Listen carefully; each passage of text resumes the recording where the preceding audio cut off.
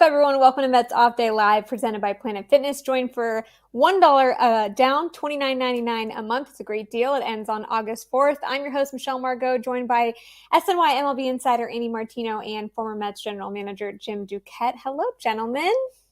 How are you, Michelle? Hello, Andy. Great. I feel that we are all in comfortable positions here, ready to get going. So I'm going to dive right in. So the Mets finished off their homestand going 4-3, and they kept themselves right in the middle of the NL wildcard race. So Andy and then Jim, I want to hear from you after. How would you evaluate the team's most recent homestand? Great question, Michelle, but I want to briefly open the show by acknowledging something really special that happened to me today. So for years, 20 years probably, I've been saying to my wife, if she says, I have something I have to do at 2:30, I say, can't do it. Got the appointment. She goes, why? I said, dentist appointment, 2:30. Get it? And she's like, oh, geez. So this is like my joke. So today, I won't say who because of HIPAA laws, but we're supposed to go at 2, and we go to 2:30 because somebody goes to this freaking dentist. It was amazing. It was the best thing that's ever happened to me. It's a good dad joke. Came true.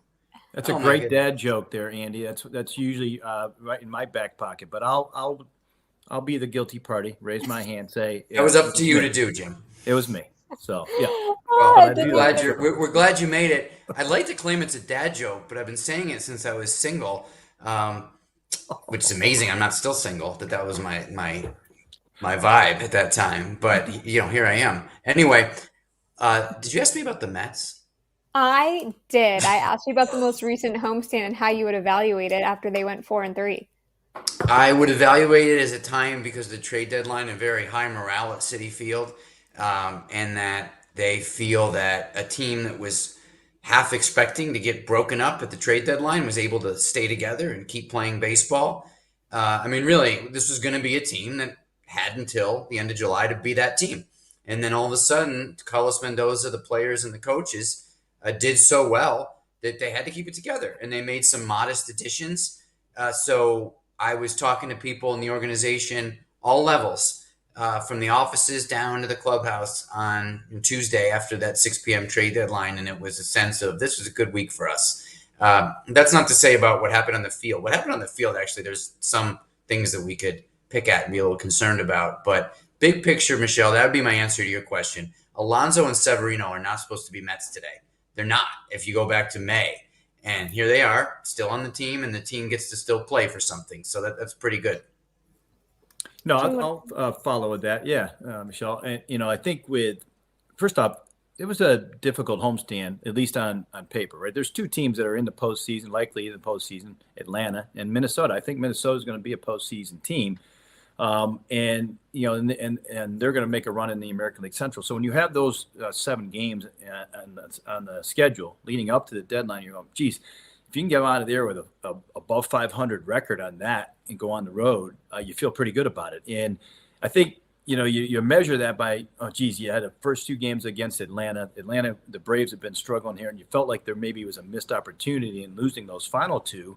The offense, went quiet there for about 20 innings at a stretch, but it's still the Braves. It's still a team that's always giving you trouble, and so you split that one, and move on, and you win 2 or 3 against the Twins.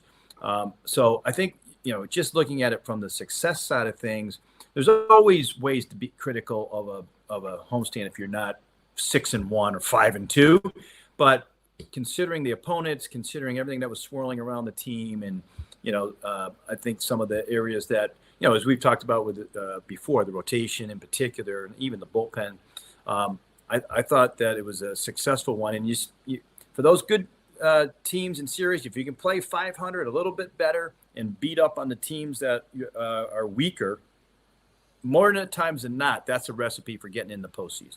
Yeah, I once had a manager tell me they don't pay you to win every game; they pay you to win 2 or 3.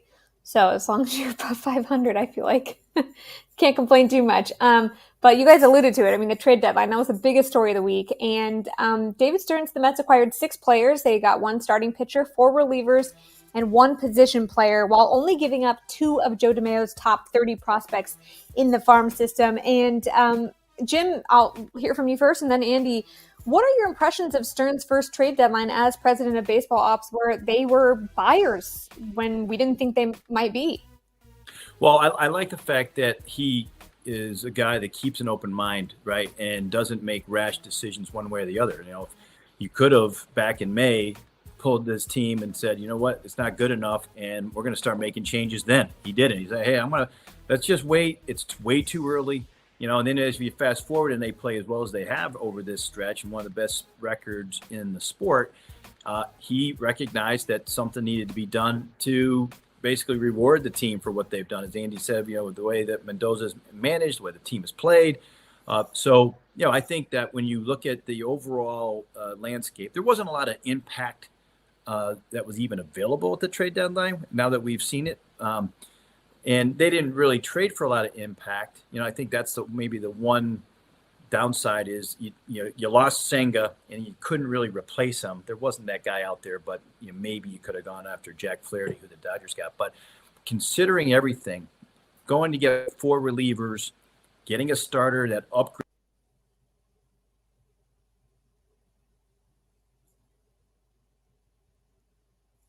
Well, it looks like we maybe have lost Jim, so we'll see. He comes back by making that point, and he vanished. He combusted because it was such a passionate point that he was making. Would you like me to pick that up, Michelle? Yeah, Andy, please. I agree with what he was saying, and that certainly if you could look at a downside, it was the lack of impact. But that was pretty industry wide. There's a tremendous amount of quantity, that dozens and dozens of trades that happened in the industry, but few stars that went. Flaherty was the best pitcher that went in the deadline, and he's not exactly Cy Young. He's really, really good pitcher. I'm not trying to put him down, but it wasn't. There's been deadlines where Verlanders and Scherzers have gone, and David Price's, and this wasn't that.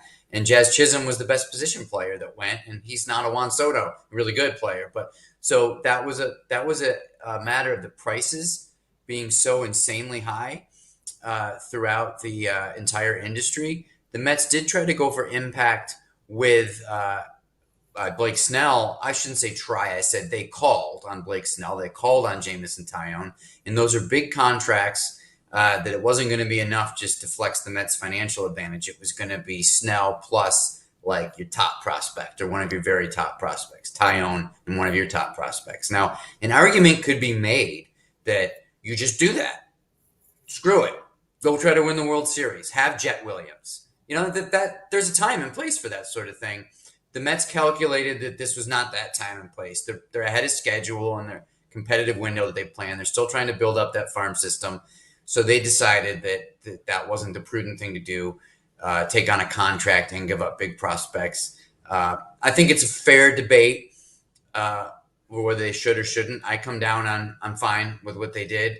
Our friend Sal Licata had a head of steam about not wanting more. I get it. I don't condescend to that position at all. I was telling Sal. But for me, they have to do an honest evaluation of their roster and their chances. They're about 50% odds to make the playoffs right now. If you're in the playoffs, you've got the Phillies to contend with this year. You've got the Dodgers to contend with. To go for broke in a year that's a pleasant surprise, those are tough decisions for GMs, and they went with let's go modest. I agree with that. I don't know, Jim. What do you think? Would you have done the same if you'd been in that seat? I mean, it's hard to go modest when you're in that position, but I think when you kind of weigh everything out, and we've seen this in the National League the last 2 seasons, right? 86 win team, the Phillies 2 years ago, got to the World Series. Last year, 84 win team, got to the World Series. For me, you get into the postseason, then from there, it's a little bit of a crapshoot. Now, I think that, they could get on a run as long as they're in the postseason and get there. So I think I understand the criticism that, of not going out to get impact. There really wasn't impact available. And I think if they could, I guess the one thing I would say is if they could have gotten Flaherty, he's pitched like an impactful starter this year. If they had been in that or had stayed in it, and there are some health issues, that we found out after the fact with him, with his back in particular. But if they could have stayed in there, I felt like that what the Dodgers gave up was, I think, relatively modest in perspective of the market. That I think would have made me feel a little different about the overall acquisition there of the Mets. But that's kind of splitting hairs because I do think that Blackburn will upgrade the back end of their rotation. Yeah, it'll be fun to see what he's able to do tomorrow. But Andy, and then Jim, you're more than welcome to answer this as well. Which of the new acquisitions that they did get do you think can make the biggest impact for this playoff push? Do you think it's Blackburn? No, I would say Winker is a bat that could really help raise the floor of the bench and the offense, and Brazoban in the back end of the bullpen has some leverage kind of stuff. But the one more thing I want to say that popped into my mind about the whole like buying more aggressively thing, coming back to my original thing I was saying about how they didn't break up the team, that's actually a pretty bold and aggressive move. When you think about the rational thing to do might well have been to sell. And I understand that the Mets have been on this great run and they've got a 50% or so chance to make the playoffs now, but they could have vastly improved their farm system in one day by moving their pitching. When guys like Trevor Rogers are getting good prospects from Baltimore, they could have cashed in on Jose Quintana, let alone Severino. I called David Stearns yesterday morning and said, did you ever get to a point where you were tempted to do that? Man, the way this is going, you really could have really cashed in. And he was like, fair question, but no. Once we got to this week, we think we're a playoff caliber team, and we were not considering trading any starting pitching.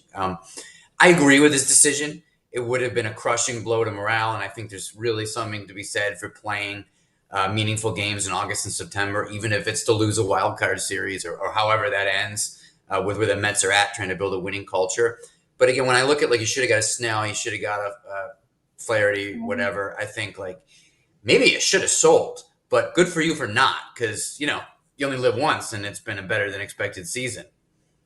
David Stearns is like, oh, sorry, go ahead, Jim. No, I was just going to say, just add to what he was saying, but I like the Blackburn move because I think that's going to be the most impactful for the reason, and I want to be a little different because Winker can or cannot, but I think Blackburn, because he fortifies the rotation and he takes, whatever starter and allows you to move him into the bullpen and fortify the bullpen. So it's improving in two places. And Blackburn's he's got 5-6 pitches that he can use to get you out. I think, they've done a great job of game planning. Alvarez has done a terrific job. So has Stearns about calling games. So I think I'm really interested to see how that works, that whole dynamic. And they've got, a couple of other pitchers that got 5 or 6 pitches that they've been using too. Quintana certainly has been doing that. We know Manaea has, Severino to some degree. So I'll go a little different with Blackburn, although I think both of those guys will have impacts. You guys kind of talked about just the cost of trade deadline acquisitions this season. It was way higher than we've seen in past years. Headlined by the Padres, who gave up their number 2, number 3, number 4, number 5, not number 6 or number 7, but number 8, 12, and 24th prospects for 2 relief pitchers. So what do you make, Andy, of the steep prices that teams had to pay in order to get good talent this season? Wild. Shocking to GMs too. Brian Cashman yesterday in his Zoom with the reporters called it the most optimal time in baseball history to be a seller. Another GM, a GM told me yesterday off record that he was like, you're getting 15 innings out of Tanner Scott if you're the Padres. To give up years and years of good prospects for 15 innings of a guy, and some of those innings he's going to walk the ballpark. There's even questions about his command and how he's going to do in a pennant race, which he hasn't experienced. So pretty irrational. The Padres are known for that. And like they gave Wandy Peralta this 4-year deal and he's been struggling. They were trying to trade him. I heard like get rid of him already. So they don't always, I know that the Padres have won multiple championships in this run, but other than that, it's been pretty crazy the way they've acted. So I don't know. I don't mean to sound like an assistant GM talking all about value and efficiency. Maybe I'm being too conservative, but I think there was some really probably regrettable baseball decisions made with some of these big prices paid. I love the word that you used, rational. Jim, with AJ Preller, how do you characterize this complete sell of the farm system, and how does it compare to the David Stearns style, who is so even-keeled and so objective most of the time? Yeah, there's an interesting contrast in styles for sure. I think AJ, there's a lot of irrational movement, and anyone in the sport will kind of say that.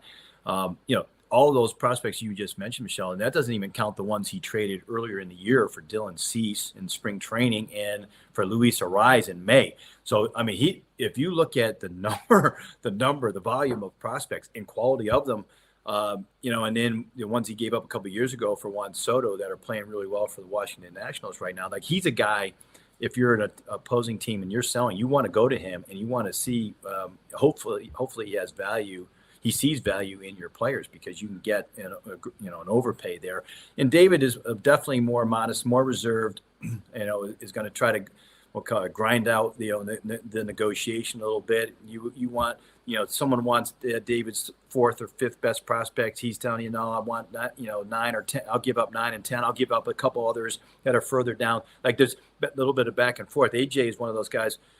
If he thinks there's value there of the guy that he's getting, he'll just give you whatever he thinks he wants. Now, I will push back a little bit with Andy in the sense that there's one goal for AJ Preller. And if he wins the World Series, then it doesn't matter how many prospects he gave up. He got the ultimate ring. And I think that's where this will all come down to. There's a lot of GMs out there that love to second guess because they didn't get the player, but they're also sitting there without any championships. And Preller doesn't have one yet either. And that's what he's going for. And so I appreciate that aggressiveness, even if it is somewhat irrational. Totally agree. I think there's definitely like a fine line that has to be struck because I talk about rationality and efficiency, and there's way too much of that in the game. We agree on that. Yeah. This idea, sometimes GMs collect prospects and sell the future, and it almost feels like a way, to be too cynical, but just to tell your owner, hey, the future's bright. Don't worry about what you're seeing on the major league field, and then do the same thing on your fans. It's almost a scam sometimes. It's like, come on, try to win the World Series. I get it. I just think that some of the things that San Diego's done are so far and above that it's like, whoa. And but 100% I appreciate that he's trying to win it. What I've learned about Stearns so far is that he's got that in him, I think. I know we haven't seen him flex that yet, but we had Billy Epler in the studio for many days in a row. He was great. One interesting contrast, and Billy would absolutely agree with this if he were here, so I'm comfortable saying it, is Billy, coming from a scouting background, is really probabilistic. He's looking at models, he's looking at probabilities, and that's how he really likes to make his decisions. Stearns, he's Harvard, he's got the quarter zip, he's got all the makings of a math GM. But he's actually more subjective than Billy in some ways. And I think we're going to find, I just see this from being around him. Again, Billy wouldn't disagree with that. Stearns is a little more emotion. And I think there's going to be times when he's like, this free agent contract makes no sense, but I'm going to do it anyway. This trade makes no sense, but I'm going to do it anyway. I think he's got that in him. And he's somewhere in the middle of that. If Epler's on one side and Preller's on the other, I actually think Stearns is going to prove himself over the years to be more in the middle. One comment and then we'll move on. Not to make it too personal, but just comparing person to person, I think AJ Preller and David Stearns are in different positions with their respective organizations as well. Great point. When you are in the first year of a job versus, I think AJ's been there maybe since 2016, if I'm right, or 2015 maybe. It's been a while. And the ownership changed lately with Peter Seidler passing away. And you're absolutely right. Great point, Michelle. There's more pressure on him to show results sooner. That's a great point. Definitely. Andy and then Jim, do you think that this is where the trade deadline is trending towards in the future with the expanded playoff? Because you said that I think you said it was either Brian Cashman or the off the record GM basically saying that this is the best year to be a seller. Yeah, Cashman said that publicly. Yeah, and I don't see why that would change if the reason for that is the expanded playoffs and the fewer sellers. We learned about supply and demand in high school economics, right? So it seems to be what's at play here. And yeah, it's there's a lot of good things about this new system in that more cities get to have pennant races and relevant teams, even if their home team is like 500. But I guess the downside is for a GM is that it's harder to upgrade at the trade deadline because there's so few sellers, therefore creating crazy prices. So that seems to be a pretty simple equation, and I'm not sure why that would change. Yeah, I think it will be the norm as we move forward. There's different ways to combat it, but one is, and the Players Association will love this, but spend more money in the wintertime and have a more complete team going into the start of the season. Then you don't have to give up or don't have to acquire as much coming, but you're always going to have to acquire somebody at the deadline. So there's that aspect. You better accumulate prospects. I also think we might see more of what Tampa did this year, which was they were right in the middle. They were trending up, but they looked ahead and they're like, man, our August schedule is really difficult. I don't think we're as good as the teams ahead of us.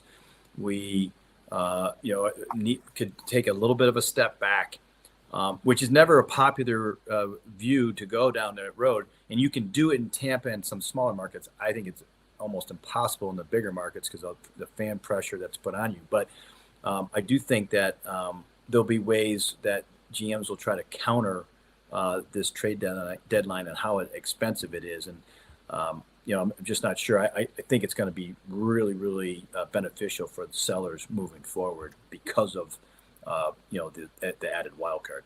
Yeah, I was just thinking that last point you made. I was thinking that the whole time you were talking, and that New York teams have always complained how easy it is to be creative when you're the Tampa Bay Rays because nobody cares. And Michelle, you've worked in that market. I'm exaggerating a little, but there is no Sal Licata going, you're in the race, do something, and et cetera, et cetera, et cetera. So you can invent the opener. You can do can you imagine the opener on WFAN? Is on the Mets team that was the original OG opener. That's right. Ryan Stanek, the great call. Were you there at that time when they invented that? I was. 2018. Yeah, I remember that it was Stanek. That's a great point. So I think if what you're saying is right, Jim, and I think you make a great point that it is, because like I said before, the rational thing for the Mets might have been to sell this year, just like it was for the Rays. But there's no chance that David Stearns can entertain that. And Eric Neander's like, I can do anything I want. No one covers this team and no one comes to the games. What an advantage that is. So that could be a real disadvantage to New York going forward if Jim's right about that. And again, it was such a good point that his head exploded and we lost him. All right, we are going to move on. Jim's done. Okay, so part of the Mets strategy this offseason was signing guys on one-year deals. Welcome back, Jim. We're so glad that you decided to stay with us. And most of them have been successful moves. So in honor of the Mets being on the West Coast, and I'm also here, and my favorite fast food chain of all time, it is not up for debate. We are going to play a little in and out, and I will rapid fire Mets players who are on expiring deals. And then you'll tell me if you think they should be in or out of New York in 2025, and we'll alternate. So you guys will go one and then the other. So Jim, we'll start with you before you vanish again. Yes. Jose Quintana. He's an In-N-Out burger for me. I mean, he's an in. I would keep him even if it's on a shorter term deal. Are you hungry? Yes, I'm starving. Okay. Now, you're right. I'm with you. I'm a lifelong East Coaster, but I'm with you on the In-N-Out being better than anything we have here. Quintana. No, Andy, you're not doing Quintana. I'm doing another one. Okay, well, I refrain. I will not comment on the Quintana situation, and please don't ask me to. Sean Manaea. Sean Manaea in. Again, you have a whole. He's been very effective. What they had hoped, basically. He might be able to help in the bullpen in the playoffs if it shakes out that way. I'm not sure how they're thinking of it yet, but yeah, and keep him around. He's been good, and he's young, and seems to be working here for him. Yeah, that last start was amazing. Also, the little pixie twirl in the dugout. I can't get enough. You got a good personality. It's such a good personality. Jim, Luis Severino. I'd love to keep Severino. I think it's going to be hard to. I think he's looking for a multi-year deal, and if that's the case, then he would be out for me. But the relationship here has been really good, and obviously with he and Mendoza, and he can pitch and handle New York. So if the contract was reasonable, I'd say keep him. Andy, JD Martinez. Let's move on, if you're the Mets, from JD Martinez. You got a nice impact as a veteran bat, 1-year deal. It's really hard to say in a vacuum like what the DH market's going to be and what their situation is going to be. But taking all that aside, with the right to change my mind if I were to really dig in, just a player who's getting older. He's been a little up and down this year. He's had a great leadership impact, but I think 1 year is a great amount of time. Okay. Jim, Harrison Bader. I feel like you just ordered a chicken sandwich at In-N-Out there with JD. You don't like JD? True. No, I'm just kidding. All right, so Bader, you know what? I'm out on Bader too. I think he's been quality here. He's looking for a multi-year deal. I think you are going to need that flexibility to bring in some other talent, and maybe because JD Martinez isn't likely to come back, you're going to need, I think, some offense there too. So I would say he's out. Okay, Jesse Winker is the final one, Andy. Is he a free agent after this year, Jim? That's a rental, right? Or is there one more year with him? That's a good question. I think I think believe he's on an I believe he's on an expiring deal. Yeah. Okay. This is no offense to Jesse Winker, but you can this is the area of your roster where you can take a fresh look every offseason. So I'd say they'll probably do that. Also, Jesse Winker in that video there was doing like their little celebration. That was a quick pickup. He got that fast. These things are important. Yeah. All right, looking ahead. So the Mets are on a very long road trip. So they face the Angels for 3 games, and then they have one game, like a postponement made up game against the Cardinals, and they go to Colorado, and then they finish up with a weekend in Seattle. Which of these series are you keeping your eye most closely on, Andy? The Seattle one's pretty interesting because they had a nice deadline, some momentum there from a few of the pieces that they added, and that's sort of a team like the Mets that's a little bit of some real strengths. You're not sure exactly where it's going, so it'll be interesting to see how they look against each other. And Jim, which player are you keeping your eye on the most during this? Okay. That's a good little twist you got there. I would say that Alonso for me, it's been kind of modest what he's done so far. It's as we've talked about earlier, he wasn't traded, so he's still here in the organization. I think he gets a chance to kind of catch his breath a little bit more, and realize he's here for the rest of the year. And you know what? The Mets need him to step up and start swinging the bat the way he's capable, and for the amount of money that he's going to try to command this winter. So I'm going to keep an eye on Pete Alonso. The other aspect of that is you're going to be facing off against some really good pitching in Seattle, really good starting pitching. And so if you want to prove your worth on the free agent market, go knock around a couple of those good starters there in Seattle if you're Pete Alonso. So he's a guy, if you're just narrowing down to one, that I am really curious to see how he does. All right. Well, we are running out of time here. So as we wrap up this episode of Mets Off Day Live, how do you both plan on spending the rest of your off day? I am in an undisclosed location where my family is together, the grandkids, my parents, the grandparents. So we're going to all hang out and have a nice big family dinner with multiple generations. It'll be lovely. That's sweet. I'm going to do some evaluations of 15, 16, and 17-year-old amateur baseball players in about 2 hours. So that's where I'm headed. And then circling back to watch some other baseball. There's only a couple games going on here today, but that's what's in store for me. And yourself, Michelle? You have an off day on the West Coast? I do. So I am, I'm going to get a little petty, and then I'm going to take myself on a solo date to Huntington Beach. And I'm those going to, are nice. Yeah. Solo dates are relaxing. And then, but then I'm from California, so my best friend is here, and we're going to grab dinner later tonight. So I won't be alone all day, but I needed some solo time. I'm an introvert. But guys, thank you so much for joining us here on Mets Off Day Live. Andy, great Wi-Fi. Jim, yours needs work, but that's okay. Terrible. We are happy to have you anytime. Thanks so much for watching Mets Off Day Live. It is presented by Planet Fitness. Join Planet Fitness for $1 down, $29.99 a month. The deal ends on August 4th. For Andy Martino and Jim Duquette, I'm Michelle Margaux. Have a great off day, everybody.